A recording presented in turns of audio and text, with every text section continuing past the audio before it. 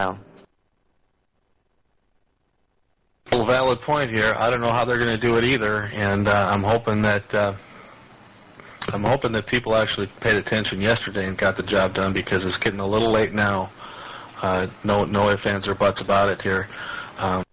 Yep, absolutely. Thanks, by the way, High Flyer, for the link. I think we'll try to broadcast the president's words here to the nation regarding Hurricane Katrina as she makes landfall in the northern Gulf of Mexico. It looks like tomorrow morning, sometime or earlier in the day. It looks like it's going to be at the rate it's going now. That could change a little bit.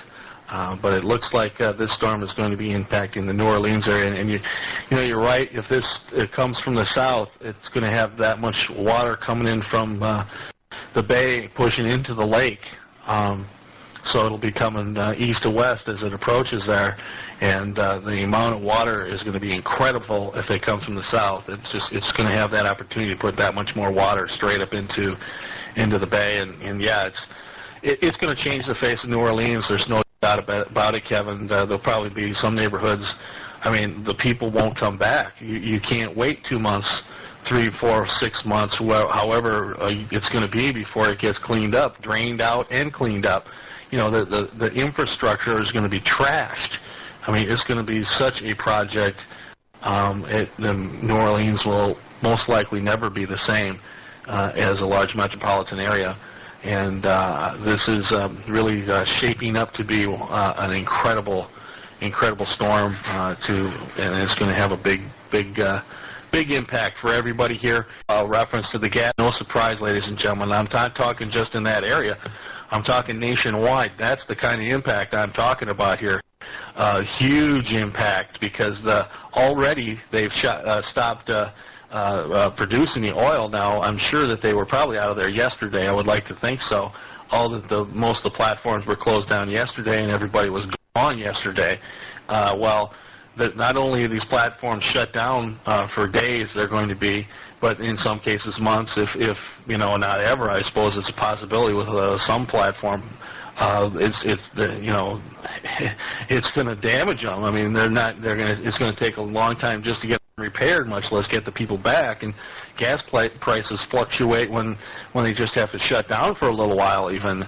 And then, of course, the fact of the matter is it's rolling into New Orleans, where a lot of the water comes, and I mean, a lot of the oil comes and gets what are they called? It gets produced and extracted, whatever. It gets produced and refined into the different products that we need. I mean, I had a reference here posted. The mayor said that 30% of our oil flows through New Orleans. 30% of the nation's oil flows through New Orleans. 30% of the nation's oil flows through New Orleans. I can't reiterate that if that's the case. I mean, that's unbelievable, And I mean, the impact from this storm is going to be far and wide. And, I just wish I had better news related to that. Yesterday we had some good news related to a family of 5 who were reported missing in South Florida, and they ended up getting rescued and I sure would like to have some positive news today to pass on to you, but there's nothing. There's Zippo. There's absolutely nothing. That's right.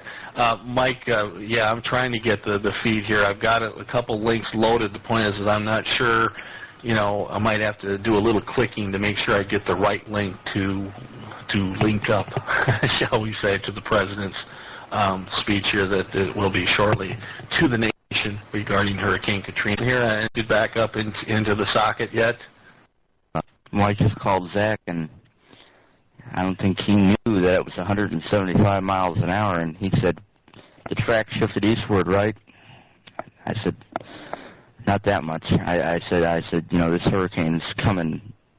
I said, this is the next Camille, and I told him the president's about to speak, and just on every channel you flip, you see some people holding up a map of New Orleans on Fox News, and you see them tracking on the Weather Channel, and I mean, this is like, there are a lot of people out there some people are sick, okay, and they do want hurricanes. And I've seen them do things saying, this is what I wish for. And it was unreal. This is that. Yep, that's right. To the wishcasters out there who were ever thinking about it or wondering or if they were ever going to get popped, this ought to shut you up. Plain and simple. And yeah, this ought to shut you up real good. No doubt about it, because the seriousness of this situation is you're never going to want to see one of these again. Kevin, you had some more comments. Oh, I've got a caller here on the phone, if you want to hold on just a second. Hello, caller. Is this Mike? Hey, Paul. Hi, buddy. How are you doing? That's right. Jivo actually did make a message to me a little bit ago when we were in break that you were going to give us a call this morning. So has your jaw got back put in place in the socket here yet today, or did you have to get it wired up? Well, Mark, we were up last night at till about 5 a.m. Eastern, 4 a.m. Central for the last package of advisories to come out. We got here probably about 2:30 a.m. local time. Might have been a little bit late. Yeah, it was 2:30 a.m. Eastern time. So we took a couple hours. We did a little bit of and picked up some ice and lots of water and things to eat and that type of thing just to have. And then got back here and evaluated the most recent forecast package and went to bed. And we woke up, and Mark Mark was up before I was, because we got a call we had to be out of the hotel by 11 a.m. Of course, we're still here, but, we told them we were going to be a little late getting out, but they kind of covered the screen and uncovered it, and we saw 907 millibars. So, yeah, we didn't quite, it's not entirely unexpected. We kind of figured that would happen based on the trends we saw last night. But regardless, it's a powerful hurricane. The only thing I think that's good news out of this is that it's gotten intense now, and maybe it will cycle down a little bit before it comes in. But we're obviously not going to count on that happening. Right, exactly. In fact, it looks like it's still going to be a Category 5 at landfall from all the verbiage we're hearing here. I mean, I think even the Hurricane Center mentioned that.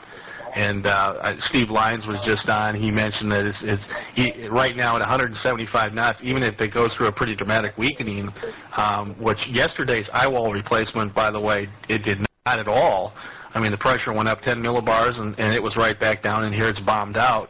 So, I mean, even if it goes through another eye wall replacement today, if it's anything like it was yesterday, it's not going to have much effect on this at all. And even if it was advanced, it's so well developed and so large, it's just incredible. We've been talking about this all morning, comparing it to, it could end up being the strongest, worst hurricane in the Atlantic Basin. There's potential there yet for it.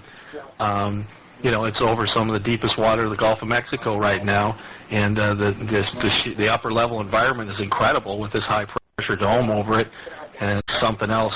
I want to remind everyone you're listening to special coverage of Hurricane Katrina on Radio NECWX. We're speaking with Mike Watkins, who's actually is a host on one of the shows here, Talking Tropics.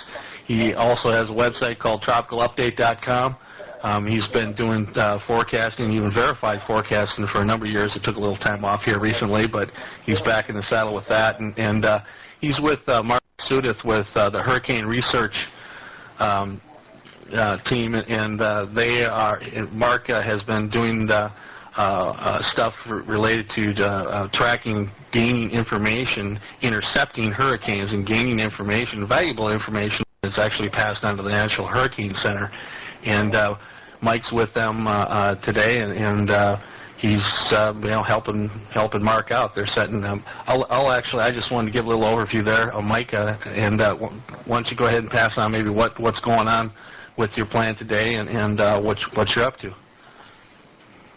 We'll do a couple things. First thing is the local officials in New Orleans, and we're picking up those network feeds here this morning, are extremely concerned, and obviously there are a lot of people who are going to try to stay put and that type of thing. And if this track even goes a little bit west of forecast, or even if I think it stays on forecast, there's going to be a significant risk for loss of life in New Orleans, and they are not downplaying that concern today. So that's the first thing, that's the tone of the message from the city of New Orleans and